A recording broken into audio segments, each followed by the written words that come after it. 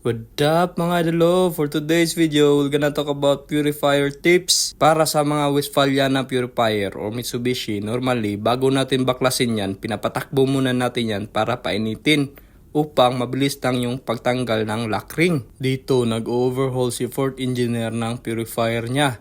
At eto naman yung mga destock at yung bowl. So normally, ito yung binababad natin sa ultrasonic or di kaya sa disc clean. At ito naman sa part na to, ito yung mga soft metal na hindi natin pwedeng ibabad sa disc clean kasi nga matutunaw to.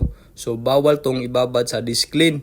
Sa paglilinis naman, make it sure na malinis talaga. Lahat ng mga butas, hanginan nyo para libre, clear.